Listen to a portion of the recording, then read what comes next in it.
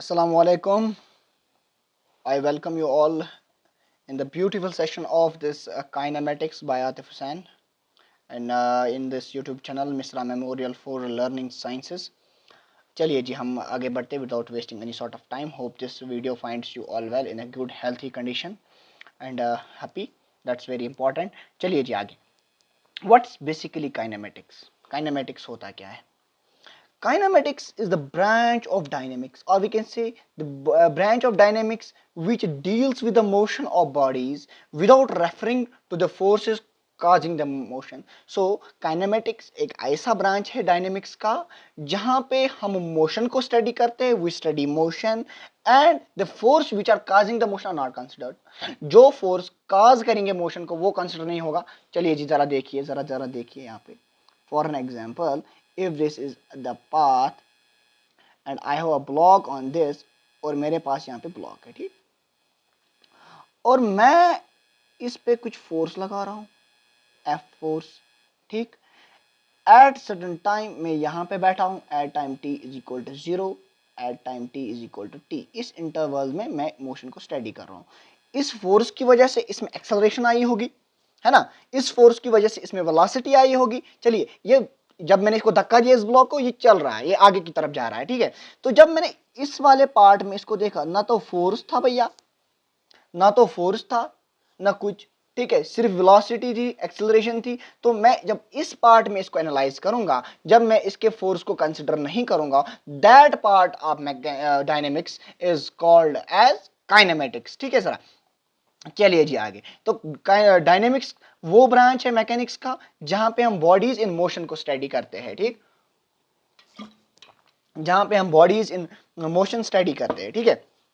चलिए जरा आगे. ठीक, मैकेनिक्स के दो पार्ट्स है. मैकेनिक्स के दो पार्ट है, एक है मोशन वाला part and another is the rest part, जहां पे बॉडीज रेस्ट में होती है, और मोशन वाला पार्ट, इस मोशन वाले पार्ट को हम डायनेमिक्स बोलते हैं, ठीक. तो डायनेमिक्स से काइनेमेटिक्स, डायनेमिक्स के भी दो पार्ट्स है फिर, ठीक. तो और काइनेमेटिक्स वो पार्ट है जहां पर हम फोर्सेस को कंसिडर नहीं करते जो काज कर रहे हैं मोशन को. चलिए जी आगे. ये बहुत ही सिंपल सी डेफिनेशन थी इसकी. चलिए, हमने काइनेमेटिक्स को तीन पार्ट्स में प्लान किया. यूजुअली ऐसे ही होता है, ठीक. One is your vector algebra, another is your motion in straight line and then motion in plane, ठीक. वेक्टर अलजेब्रा में हम आपके पास इंट्रोडक्शन को देखेंगे, then will be seeing scalar and vector quantities, multiplication of a vector by a scalar number, and then we'll be seeing vector addition and vector subtraction, resolution of a vector, and then we'll be seeing vector multiplication where we'll be seeing cross product and dot product. लगभग 3 lectures में हो जाएगा. And then will be seeing your, then will be seeing motion in straight line, जो कि हमारे पास दो ढाई lecture में हो जाएगा, ठीक. एंड देन सेम केस यहाँ पर, तो 5-6 लेक्चर्स में हम कंप्लीट ये कर देंगे, ठीक है. चलिए जी आगे. ठीक. Now what is vector. तो वेक्टर को डिफाइन करने से पहले हम थोड़ा सा पीछे जाते हैं, एक दो कदम, ठीक. हम पहले फिजिकल क्वांटिटीज को डिफाइन करेंगे. सो बेसिकली हम फिजिक्स में पढ़ते ही फिजिकल क्वांटिटीज को है, लगभग सारी, ठीक है. I don't know why I feel thirsty today. चलिए, physical quantities which can be measured directly or indirectly. जिन quantities को हम directly या indirectly measure कर सकते हैं उनको हम physical quantities बोलते हैं. For an example, हमारे पास दो points है, we have 2 points here, point A and point B. We have 2 points here, one is your point A and another is your point B. So मैंने क्या किया, मैंने आपको बोला इन दो पॉइंट्स में से डिस्टेंस मुझे मेजर करके दीजिए. आपने क्या किया, आपने इंच टेप लिया, यहाँ से यहाँ तक की दूरी नाप ली, यहाँ से यहाँ तक की दूरी नाप ली. सिंपल सी बात थी, आपने कर दिया, ठीक है भैया. ठीक, आपने बोला ये लेंथ L है. चलिए जी, ये लेंथ L है, आपने थोड़ा सा प्रिसाइज किया, आपने मेहनत की इसके लिए, ठीक. आपने बोला ये L मीटर से या L इंच से, जो भी जिसमें भी आपने मेजर किया होगा, चलिए मीटर्स को मान लेते. चलिए जी ठीक, this is called as direct measurement. इसको हम डायरेक्ट बोलेंगे. जहाँ पर आपने सीधे इंस्ट्रूमेंट का इस्तेमाल किया, डायरेक्ट मेजरमेंट. और इनडायरेक्ट क्या मतलब, चलिए जी देखिए. अच्छा, डायरेक्ट की दूसरी एग्जांपल, मैंने आपको बोला टाइम भी नापिए, यहाँ से यहाँ तक जाने के लिए कितना टाइम चाहिए होगा. तो आपने एक गाड़ी लगाई या आप खुद ही पैदल निकले, यहाँ से यहाँ तक टाइम नोट किया. Let's say at t is equal to 0 to t is equal to t, ठीक. यहाँ से आपने टाइम नोट किया, मैंने बोला आपको कितना टाइम लगा आपको जाने के लिए, आपने बोला टी टाइम, मैंने बोला कैसे नापा, आपने बोला क्लॉक की वजह से। चलिए जी डायरेक्ट मेजरमेंट हो गया, ठीक, टी सेकेंड्स या टी मिनट्स जितना भी हो भैया। चलिए जी आगे, ठीक है। चलिए जी फिर इनडायरेक्ट कैसे आता है, मैंने बोला आपको वेलोसिटी, आपकी स्पीड क्या थी, स्पीड क्या थी भैया, आपने बोला v is equal to S upon T, distance over time that's L over T, आपने बोला L by T meter per second, इतनी भैया स्पीड थी हमारी, हम इतने तेज दौड़ रहे थे, ठीक है। तो ये हो गया अपना इनडायरेक्ट। सो जो भी क्वांटिटीज, जिन क्वांटिटीज को भी हम डायरेक्टली या इनडायरेक्टली मेजर कर सकते हैं, डायरेक्टली इंस्ट्रूमेंट के जरिए, और इनडायरेक्टली हम फॉर्मूला लगाएंगे। सो उन क्वांटिटीज को हम फिजिकल क्वांटिटीज बोलते हैं। और फिजिकल क्वांटिटीज को दो हिस्सों में हम ब्रॉडली डिवाइड करते हैं। One is called as vector quantities, इनको तो हम पढ़ेंगे, वेक्टर अलजबरा ही हमने स्टार्ट किया है फिलहाल। And then another is your physical quantity, another is your scalar quantity, sorry। So scalar quantities क्या होती है, जरा देखिए scalar quantities वो quantities होती है हमारे पास जिनके पास सिर्फ मैग्नीट्यूड हो। मतलब मैं क्वांटिटी को, अगर मेरे पास एक क्वांटिटी ए है, मैं उसको इसके मैग्नीट्यूड के साथ रिप्रेजेंट कर सकता हूँ, simple like this. Only magnitude of the quantity is enough to define the quantity, that quantity is called as scalar quantity। उस quantity को हम scalar quantity बोलते हैं भैया। चलिए जी आगे, वेक्टर क्वांटिटी, वेक्टर क्वांटिटी क्या होती है, यहां से हमारा सफर स्टार्ट होने वाला है, ठीक है। चलिए, क्वांटिटीज हैविंग मैग्नीट्यूड, जिन क्वांटिटीज के पास मैग्नीट्यूड हो, डायरेक्शन हो, और triangle law of vector addition को, और equivalently parallelogram law of vector addition को सेटिस्फाई करे, and they follow this, that quantities are called as vector quantities. उन क्वांटिटीज को हम वेक्टर क्वांटिटीज बोलते हैं। तो रिप्रेजेंट कैसे करेंगे भैया, these are represented like this. अगर हमारे पास एक क्वांटिटी वेक्टर है, लेट्स से एक क्वांटिटी वेक्टर ए है, सो मैं इस पे एरो हेड डाल दूंगा, ठीक है। एरो हेड, मैं इस पे एक एरो डाल दूंगा, ऐसे हम रिप्रेजेंट करते हैं, ऐसे हम बोलते हैं कि भैया इस क्वांटिटी को, इस वाली क्वांटिटी को वेक्टर है, ये वेक्टर है, इसमें डायरेक्शन भी होगी, मैग्नीट्यूड भी होगी। तो मैं कैसे रिप्रेजेंट करूंगा, इसके पास दोनों है, एक है इसका magnitude is like this, and then इसका डायरेक्शन, लेट्स से इसका डायरेक्शन एक कैप, थोड़ा सा आपको पेशेंस रखना पड़ेगा कैप के लिए। Cap is the direction, its unit vector basically. चलिए जी आगे, तो ऐसे हम इनको दिखा रहे हैं, ठीक। तो आप बोलेंगे सर ये तो चलेगा, आपने बोला डायरेक्शन हो, मैग्नीट्यूड, इतना क्या डेफिनेशन काफ़ी नहीं थी, मैंने बोला नहीं, इतनी डेफिनेशन काफ़ी नहीं थी। बोला क्यों, चलिए जी देखिए ज़रा, करंट हमारे पास, इलेक्ट्रिक करंट, ज़रा देखिए, अगर हमारे पास इलेक्ट्रिक करंट है, we have electric current, let us assume this is a junction here, और हमने तीन तारों को कनेक्ट कर दिया है एट दिस पॉइंट P, और इस तार में से I करंट आ रहा है, इस वायर में से I2 करंट आ रहा है, मैं बोल रहा हूं इस करंट में से I3 करंट आ रहा है। मैं ये भी बोल रहा हूं भैया ये जो एंगल है अपने पास, वो θ1 है, ठीक है। चलिए जी ठीक, same case number 1, case number 2, ठीक है, सेम हमने लिया, थोड़ा सा इसमें हमने चेंज कर दिया, हमने क्या किया, अब θ1 रख के θ2 हमने रख दिया, एंगल को चेंज कर दिया। मतलब कि अगर हमारे पास ये तीन तारें थी, हमने तीन तारों को ऐसे जोड़ दिया, ठीक है, ठीक। हमने क्या किया, पहले एंगल रखा θ1, देन हमने इसका एंगल रखा θ2, ठीक, या हमने इसका एंगल रखा θ2, बढ़ा दिया एंगल या घटा दिया, जो भी हो, ठीक। तो इस वजह से क्या होगा, क्या इसमें कोई करंट I3 में फर्क आएगा क्या? चलिए जी जरा देखिए, क्रिचॉफ्स करंट लॉ वो बोलता है जंक्शन पे जितना करंट आएगा, current incoming is equal to current outgoing, जितना करंट आएगा उतना करंट निकलेगा भैया। मतलब क्या, I1 plus I2 is equal to I3, जितना करंट आया उतना करंट निकला। Same case here, I1 I2 I3, I1 plus I2 is equal to I3। मेरे बेटे I1 इज इक्वल टू, क्या यहाँ पे कहीं पे एंगल का अमल दखल हुआ? एंगल चेंज करने से हमें करंट चेंज हुई? नहीं नहीं, ऐसा कुछ भी नहीं हुआ, ऐसा तो कुछ भी नहीं हुआ भैया। तो ये एक स्केलर क्वांटिटी है। Although let's assume this is a DC current, ये डीसी करंट है, ठीक। Although it has direction, it has magnitude, लेकिन इसकी डायरेक्शन किसी काम की नहीं, इसकी डायरेक्शन यहाँ पे किसी काम की नहीं है, वेक्टर ना बन पाया भैया, वेक्टर ना बन पाया, ठीक है।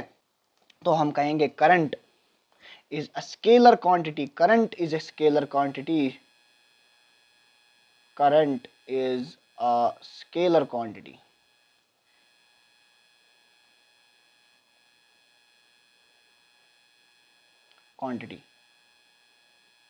करंट क्या है भैया? एक स्केलर क्वांटिटी है, ये वेक्टर नहीं है, ऑल्दो इट में हैव डायरेक्शन। चलिए जरा आगे जरा देखिए, तो वेक्टर क्या होता है बेसिकली। अगर हम वेक्टर को थोड़ा सा और डिफाइन करने की कोशिश करेंगे, मैं बोल सकता हूं any directed line segment is a vector.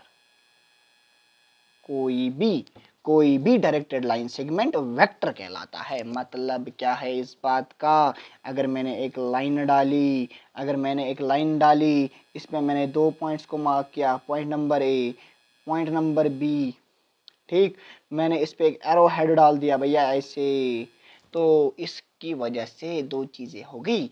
कोई बोल आप, अगर मैं आपको ये लाइन दिखाऊं, आप क्या बोलोगे? भैया ए कोई आदमी, वो तो दूसरी बी की तरफ जा रहा है, point A is going towards point B, towards मतलब डायरेक्शन। तो इस एरो हेड की वजह से इसमें डायरेक्शन आ गई। जब इसमें डायरेक्शन आ गई और इसमें magnitude of this vector is given by this much distance between A and B, इससे इसमें मैग्नीट्यूड आएगा, ठीक है।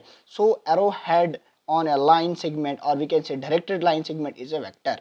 सो एक डायरेक्टेड लाइन सेगमेंट को हम वेक्टर रिप्रेजेंट करते हैं, this is the representative of A vector, ठीक।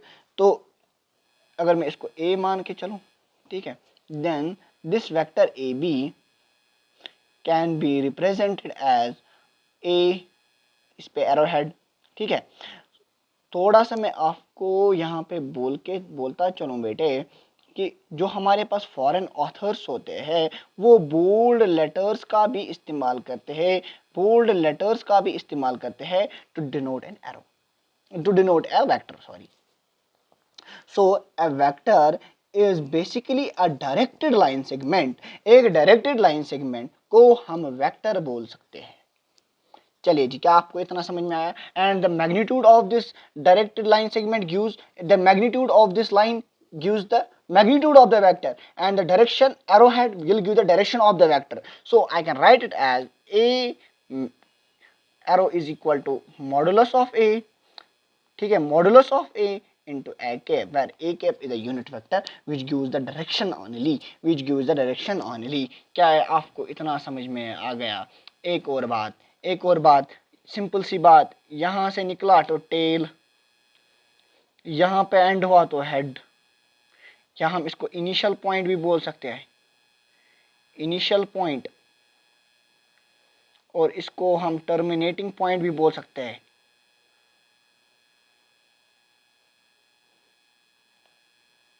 ठीक है। इस एरो हेड को हम कहीं पर भी लगा सकते हैं, it can be represented like this also, ठीक है। This is your point A and this is your point B, okay dear. चलिए जी जरा आगे,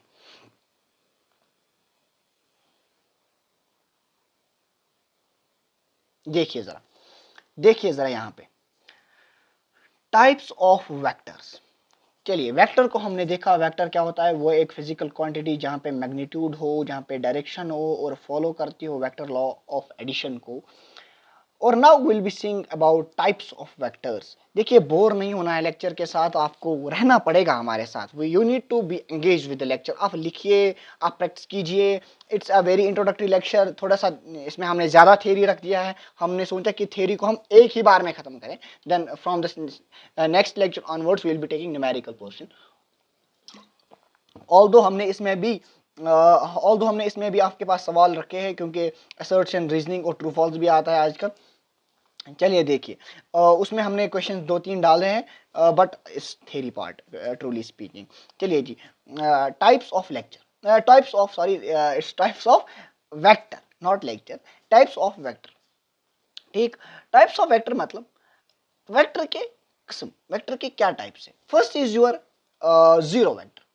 first is your zero vector, वो वाला वेक्टर जहां पे इनिशियल पॉइंट और फाइनल पॉइंट मर्ज हो। इनिशियल पॉइंट और final point, it's your initial point, it's your final point. जब इनिशियल पॉइंट फाइनल पॉइंट को कोइंसिडेंट करेगा तो उसमें पॉइंट क्या बनेगा भैया, let's say this is initial point and this is your final point. ठीक, जब ये एक ही पॉइंट बन जाएगा, जब एक ही पॉइंट बन जाएगा उस वेक्टर को हम जीरो वेक्टर बोलते हैं।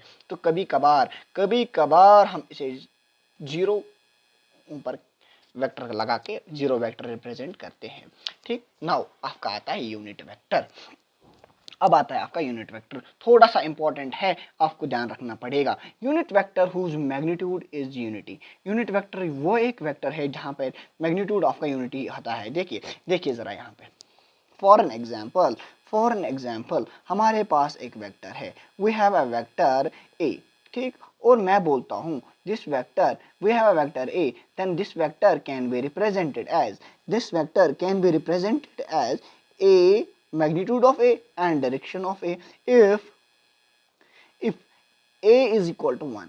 अगर यूनिट वेक्टर वो वाला वेक्टर है जिसका मैग्नीट्यूड 1 यूनिट के बराबर हो तो मैं कह सकता हूं that vector is basically a vector whose magnitude is 1, then this vector will give me only direction। क्या इस वेक्टर की वजह से सिर्फ मुझे डायरेक्शन आएगी, यानी कि अगर मैं किसी भी वेक्टर को, अगर मैं किसी भी मैग्नीट्यूड को यूनिट वेक्टर के साथ मल्टीप्लाई करूं, क्या मुझे वो एक वेक्टर क्वांटिटी देगी, चलिए जी जरा देखिए कैसे, v is equal to s over t, v is equal to, this is velocity vector, this is your displacement vector। तो मुझे अगर डिस्प्लेसमेंट वेक्टर है और मुझे मेरे पास let us assume this direction, this velocity is a unit vector। अगर मैंने इसके साथ एक नंबर को ऐड कर दिया which is only magnitude, क्या मुझे एक वेक्टर मिलेगा भैया? क्या आपको मेरी बात समझ में? Unit vector is a vector whose magnitude is 1 unit. जब इसका मैग्नीट्यूड 1 यूनिट होगा तो अगर मैं इसको किसी भी स्केलर के साथ मल्टीप्लाई करूं,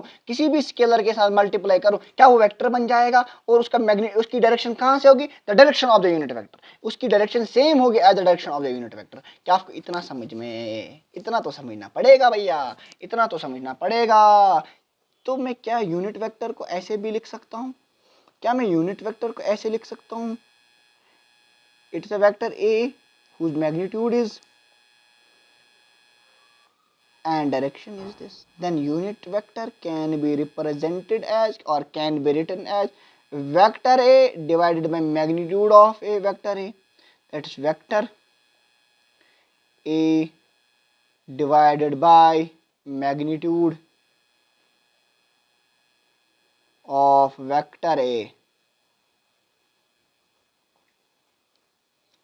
मैग्नीट्यूड ऑफ वेक्टर ए, क्या मैं यूनिट वेक्टर को ऐसे लिख सकता हूं? अरे हाँ ना तो बोलना पड़ेगा भैया, चलिए जी जरा देखिए, अगर आपको इतना समझ में आ गया, तो चलो हम पीछे देखते हैं फिर से एक बार। तो हमने पढ़ा था इसमें अपना यूनिट वेक्टर तो अपना हो गया। अब ना यूनिट वेक्टर के साथ हमें और भी काम है, अभी ये खत्म नहीं हुआ, सिर्फ डेफिनेशंस को देख रहे हैं अभी। तो नाउ को इनिशियल वेक्टर्स कौन से वेक्टर्स होते हैं जहां पर इनका स्टार्टिंग पॉइंट एक ही हो, they are called as coinitial vectors. Two or more vectors in the same initial point are called as coinitial vectors. देखिए जरा को इनिशियल वेक्टर्स की एक इंटरेस्टिंग बात आपको मैं बताता चलूँ, यहाँ पे ये मैं क्लियर कर देता हूँ, इसकी फिलहाल कोई ज़रूरत नहीं है। If we have three coinitial vectors, let's assume this is your vector 1, this is your vector 2, let's assume this is vector 3। If they are in equilibrium, अगर ये इक्विलिब्रियम में है, this is your angle alpha 1 beta 1 beta and then let's assume this is gamma, ठीक, this is your A B and C,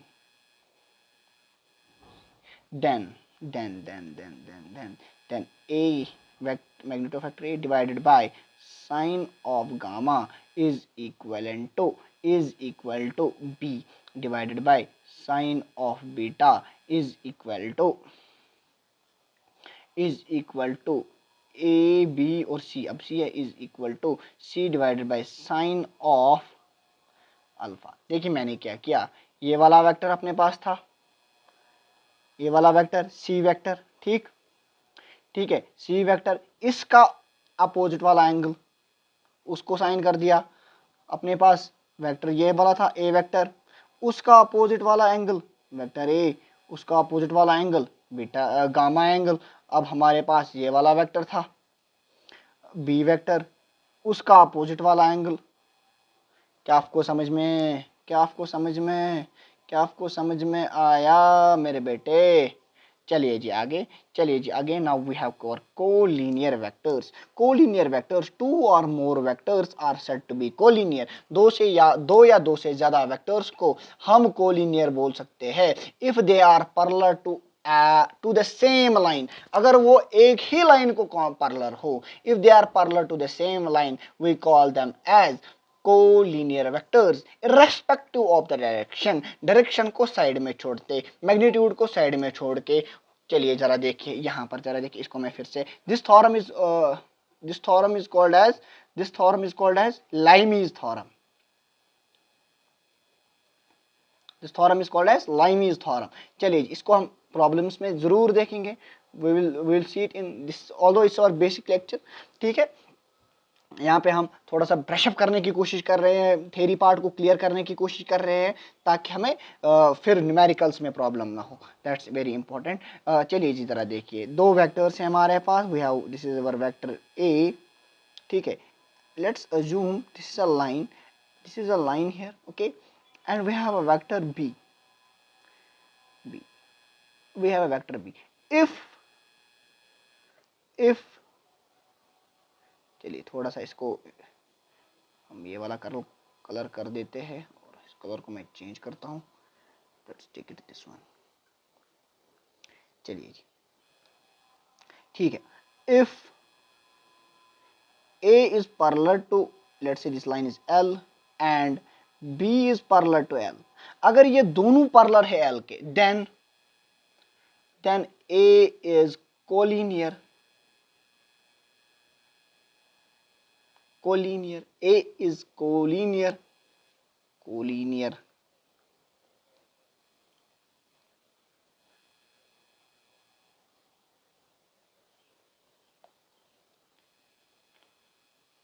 then a is collinear to b। चलिए जी question में हम आपको ये समझा देंगे फिर से एक बार, ठीक है, ठीक है। चलिए इसको हम इरेज कर देते हैं क्योंकि ये पेज हमें ज़रूरत है। चलिए जी फिर से एक बार, equality of vectors, equality of vector, दो वेक्टर कब इक्वल होंगे? Two vectors are said to be equal if and only if they have same magnitude and direction. दो वेक्टर्स तभी बराबर होंगे जब उनका डायरेक्शन भी सेम होगी और मैग्नीट्यूड भी सेम होगा। मतलब कि वेक्टर ए, एक वेक्टर ए, ठीक है, ठीक है, एक वेक्टर ए और दूसरा वेक्टर बी, ठीक, ये दोनों तभी इक्वल है, A vector is equal to B vector if and only if magnitude of A is equal to magnitude of B and दूसरी बात, direction of A is equal to direction of B. क्या आपको इतना समझ में आया? चलिए जी जरा आगे फिर तो हम पहला क्वेश्चन देख लेते हैं। This is your question number 1, मैंने पहले ही लिख दिया है आपके लिए, which of the following vectors are collinear. चलिए जी बोलिए हमें कोलिनियर इनमें से कौन कौन है। चलिए जी देखिए जरा, अगर मैं यहाँ पर एक लाइन डाल दूं इस पे परपेंडिकुलर वाली, ये भी परपेंडिकुलर, ये भी परपेंडिकुलर, ठीक है, let's assume this line is L, then A vector A is parallel to vector line L, and vector C comma vector D, this is your vector D is parallel to line L.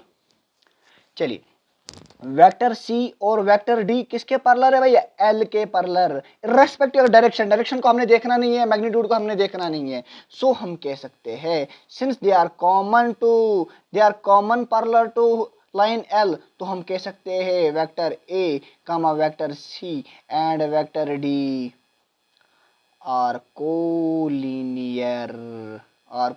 क्या पहला part हो गया।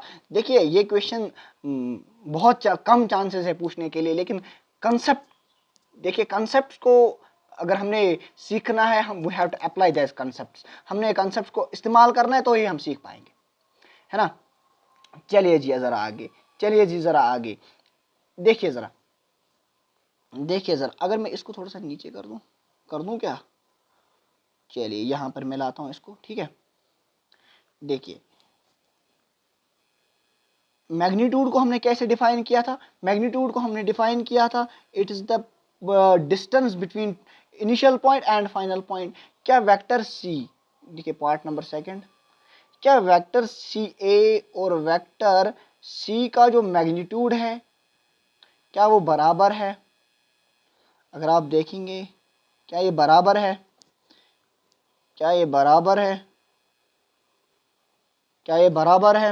चलिए अगर ये बराबर है तो इनका मैग्नीट्यूड बराबर, क्या इनकी डायरेक्शन भी सेम है? सेम डायरेक्शन,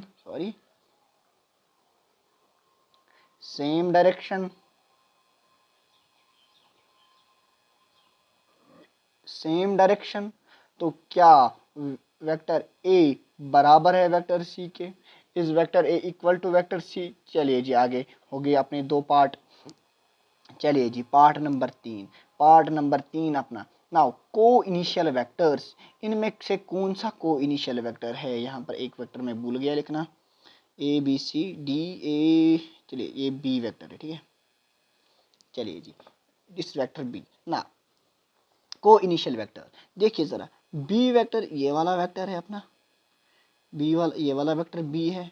क्या इसका एक ही पॉइंट है यहाँ पर, कॉमन पॉइंट, लेट्स से ओ? क्या वेक्टर डी, वेक्टर सी और वेक्टर बी का कॉमन पॉइंट है, कॉमन इनिशियल पॉइंट ओ है? तो क्या ये को इनिशियल वेक्टर बोलूँगा मैं इनको? क्या मैं इनको को इनिशियल वेक्टर्स बोल सकता हूँ? क्या तीसरा पार्ट भी हो गया? देखिए क्वेश्चंस को करना पड़ेगा तभी तो आएगा। चलिए जी ज़रा आगे, चलिए हमारे पास दूसरा क्वेश्चन है, जिस question number 2, identify the following vectors. आप इन वेक्टर्स को ज़रा देखिए, हमें बोलिए कौन सा वेक्टर को इनिशियल, कौन सा वेक्टर कोलिनियर। चलिए ज़रा देखिए, हमें बोलिए ज़रा इनको, कौन सा वेक्टर को इनिशियल और कौन सा वेक्टर। क्या ये आप असाइनमेंट लिख सकते हो? चलिए जी हम इसको, आप ये असाइनमेंट ले लीजिए, अगर आपको नहीं आ रहा है तो हम इसको दूसरे सेशन में आपके लिए अपलोड कर देंगे। वैसे इक्वल तो इसमें कोई नहीं है भैया, है ना, इक्वल तो कोई नहीं है, none of the vectors are equal, ठीक। कोलीनियर बट नॉट इक्वल, चलिए ज़रा देखिए कोलीनियर कौन सा वेक्टर है इनमें से? अगर मैं यहाँ पे लाइन डाल दूँ, L line, then C is parallel to L and vector A is parallel to vector line L, it implies C is collinear to vector A। and अगर मैं ऐसे लाइन डाल दूं, let's say this line is M and this is your perpendicular here, perpendicular, ठीक है, ये तो अपना परपेंडिकुलर है ही यहाँ से, ठीक, इट्स अ स्क्वायर, ठीक है। तो इट इम्प्लाइज वेक्टर A और we can say vector D is parallel to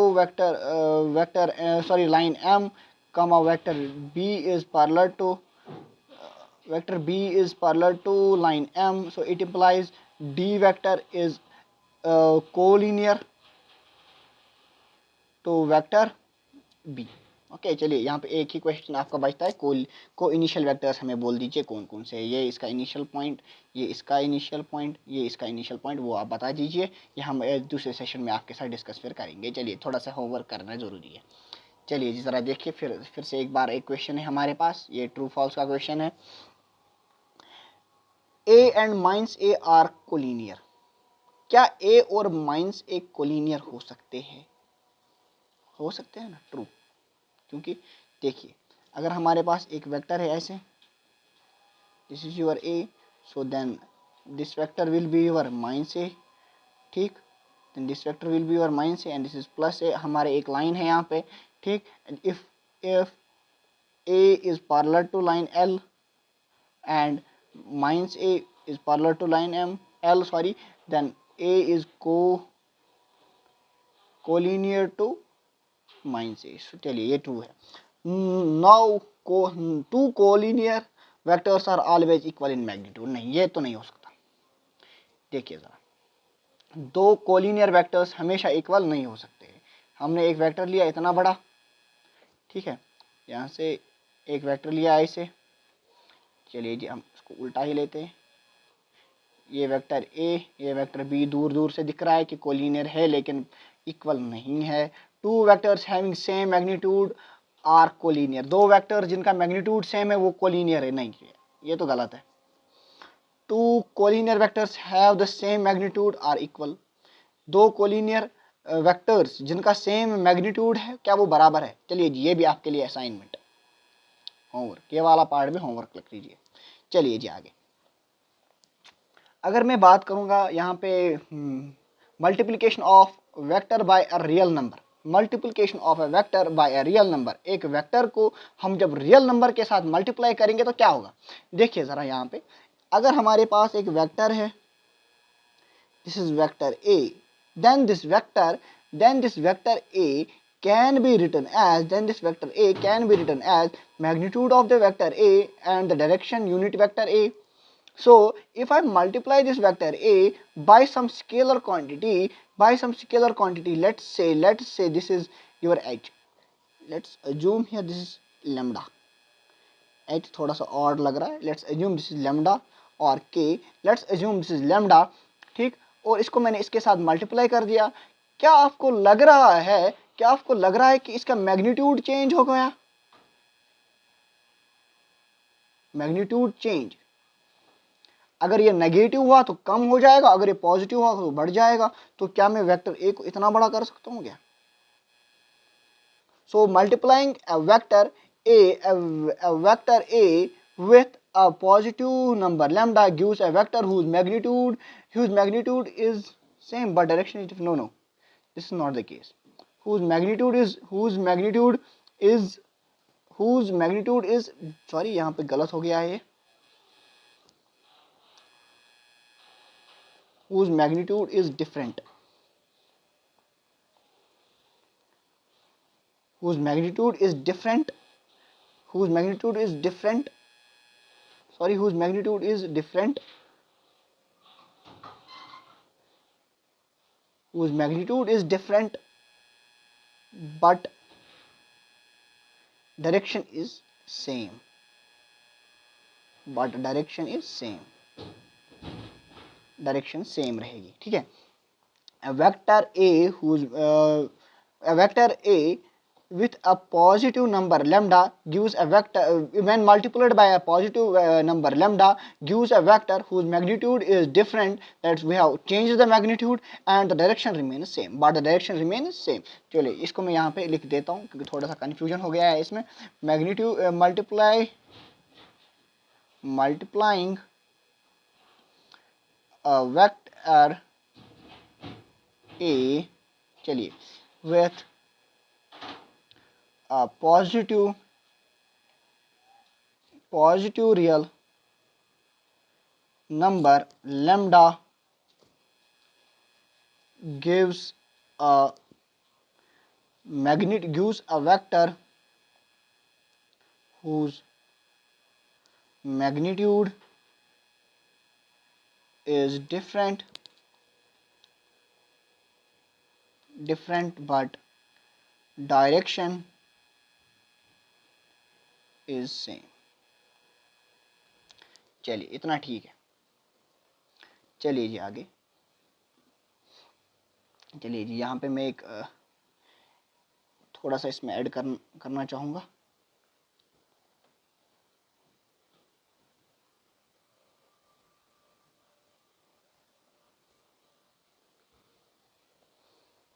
देखिए ज़रा, अगर मैं इसको इरेज कर दूं, ठीक है।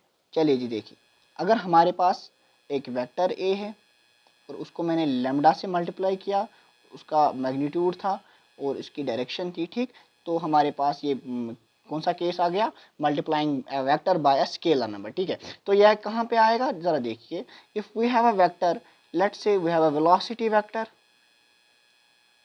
we have a velocity vector and we have a displacement vector. We have a displacement vector. Displacement vector. ठीक, वेलोसिटी वेक्टर है हमारे पास और हमारे पास है displacement vector. We know v is equal to s over t, तो I can write as displacement is equal to t time multiplied by velocity. If this is vector then this is the scalar number. तो क्या यहाँ पे आपको case समझ में आ गया, that vector displacement vector is equal to real number vector, ये टाइम एक रियल नंबर आ जाता है हमारे पास, and then we will be multiplying it with your velocity vector. This gives us the case of your multiplication of a number by a scalar, multiplication of a vector by a scalar number। चलिए जिस तरह आगे will be discussing now direction cosine of A vector. इसी topic के साथ हम इसको आज के लिए फिर बंद करेंगे, ठीक है। ज़रा देखिए हमारे पास, अगर let's assume something here first, let's assume something here first, we are assuming a box, we are assuming a box, let's make this box a 3D box. चलिए मैंने एक क्यूब बनाया, क्यूब बनाने का मतलब है मैंने एक स्पेस को कंसिडर किया। If I am assuming space, when I am assuming a space here, ठीक। चलिए ज़रा, if this is your y axis, this is your x axis and this is your z axis। चलिए इसको मैं z मान के चलता हूँ, इसको मैं y मान के चलता हूँ, ठीक। Now let's assume it's point O, और इस पॉइंट O से मैंने एक पॉइंट यहाँ पे अज्यूम किया हियर। चलिए ज़रा देखिए, let's assume it here, this is point O, this is point P, then I can write when it is coordinates as x, y, z, x, y, z, ठीक। नाउ अब ये वाला वेक्टर जो हमारे पास है, vector OP, vector OP, let's assume it's R vector, इसको मैं आर वेक्टर नाम रख लेता हूँ, ठीक है। ठीक है, इतना क्या, इतना चलेगा अपने को, ठीक है। जब इतना चलेगा तो ठीक है, ठीक है। तो मैं वेक्टर आर को मान रहा हूं कि ये बना रहा है angle alpha with x axis, angle gamma with y z axis and angle beta with your y axis. That's alpha, beta and gamma are the angles made by this vector with your positive x axis, positive y axis और positive z axis, ठीक है। मैंने एक vector को assume किया space में, ठीक है। फिर हमने क्या किया काम, हमने उसके एंगल्स देखे एक्स एक्सिस के साथ, वाई एक्सिस के साथ, जेड एक्सिस के साथ, लेकिन पॉजिटिव डायरेक्शन, ठीक है। अगर मैंने इनको हम बोलते हैं डायरेक्शन एंगल्स, इनको हम बोलते हैं डायरेक्शन एंगल्स, इनको हम बोलते हैं भैया डायरेक्शन एंगल्स। और अगर मैंने इनका कॉस ऑफ अल्फा लिया, कॉस ऑफ बीटा लिया और कॉस ऑफ गामा लिया, अरे हाँ ना, तो बोलो भैया, इनको हम बोलते हैं डायरेक्शन कोसाइन, इनको हम बोलते हैं भैया direction cosine, this are called as direction cosine.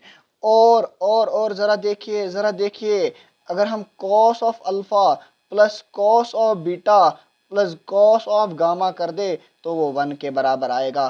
फिलहाल मैं आपको सजेस्ट करूंगा कि आप ये याद रख लीजिए, मुझ पे भरोसा कीजिए, ये ठीक है। We will be proving it in when we will be discussing your resolution of vector, probably tomorrow, probably in the next, not tomorrow, in the next lecture, ठीक। Cos of alpha, cos of beta और cos of gamma, कभी कभी हम cos of alpha को L रखते हैं नाम, cos of beta को M और कॉस ऑफ गामा को के, ठीक है, वो 1 के बराबर हो जाएगा अपना, ठीक है। चलिए जी, क्या आपको इतना समझ में आ गया? चलो, अगर आपको इतना समझ में आ गया तो मेरे ख्याल से, चलिए जी, क्या आपको इतना समझ में आ गया? चलिए जी आगे, फिर आगे, अगर आपको इतना समझ में आ गया, चलिए जी आगे, फिर हम थोड़ा सा इसमें और देखते हैं, सॉरी। चलिए जी, चलिए देखिए, अगर हम ट्रायंगल यहाँ से एक लाइन को ड्रॉ करेंगे यहाँ पर, and this is your perpendicular, तो क्या मैं कॉस ऑफ अल्फा को लिख सकता हूँ? क्या मैं कॉस ऑफ अल्फा को लिख सकता हूँ R/X? सिमिलरली, क्या मैं लिख सकता हूँ cos of beta is equal to R, not, sorry sorry, यहाँ पे गलत हो गया, इस एक्स बाई आर, है ना, परपेंडिकुलर बेस अपॉन हाइपोटेन्यूज, ठीक। तो यहाँ पे मैं कर दूँ तो ठीक है, तो यहाँ पे मैं लिख सकता हूँ वाई ओवर आर, और फिर हम लिख सकते हैं cos of gamma is equal to Z over R, ठीक। Simple, we can write as cos of alpha multiplied by r comma cos of cos of beta multiplied by r and your cos of gamma multiplied by r। तो क्या आपको लग रहा है it's L R, M R and K R, ठीक है। बीच बीच में हम इसको नाम रखते हैं N B, we can write it as N also, तो let's replace it with N, ठीक। तो इस वाले को हम डायरेक्शन रेशोज बोलते हैं, ठीक। चलिए, it was all about today. Thanks for watching this section.